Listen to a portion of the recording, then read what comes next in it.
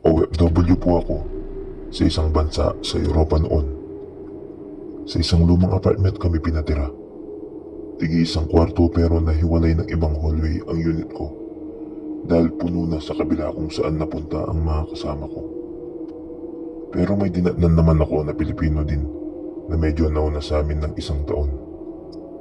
Sabi ng agency, dati raw itong apartment. Maraming beses na itong natirhan ng iba't ibang trabahador. Kung minsan isang buong pamilya rin ang mga tenants. Unang linggo, okay lang. Nagustuhan ko ang lugar dahil tahimik. Pagod sa trabaho kaya tamang-tama makapagpahinga ng maayos. Ganun din sa mga sumunod na araw.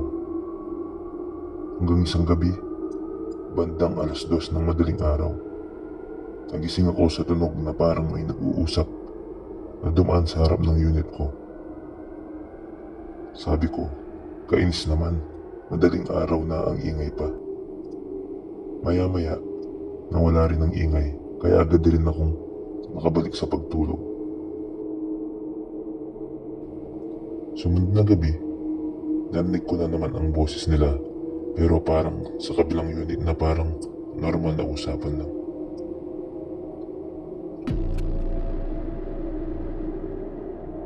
Hindi ko na lang ito binigyan ng pansin at pinilit ko na lang matulog. Baka nga siguro ganong oras silang umuwi ng bahay. Katlong gabi, nagising ako sa ingay na para bang may nagtatalo sa kabilang unit. Na para bang nagkakasakitan na sila. Kasi naririnig ko yung babae na nagmamakawa at umiiyak na. Maya-maya, bigla akong napabangon sa iniigan ko dahil sa malakas na pagkatok sa aking pintuan. Nagalangan akong buksan.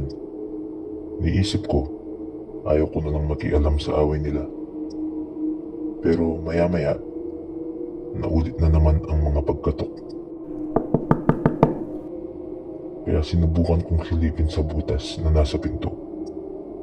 Yung bang nakalagay sa mga pinto para makita mo kung sino ang nasa harapan ng pinto nyo.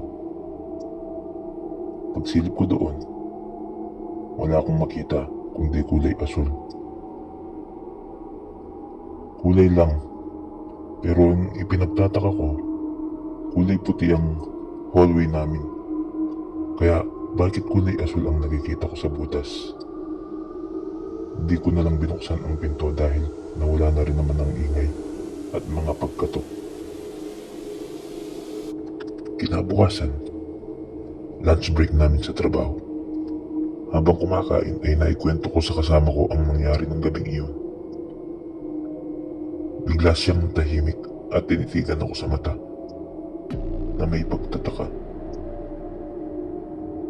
Matagal nang walang nakatira sa unit na iyon, Anya. Ang huling tumira doon ay mag-asawang foreigner. Balita ko yung lalaki, palagi sinasaktan yung asawa niya. Kaya isang araw, natagpuan na lang ang babae na nakabinti sa kwarto nila. Nang kuhanin ng mga pulis ang bangkay, ay mulat na mulat ang kulay asul na mga mata niya. Bigla po ang natahimik. Bigla akong kinilabutan sa naisip ko nung gabing may kumakatok at sumilip sa butas ng pinto na asul na mata.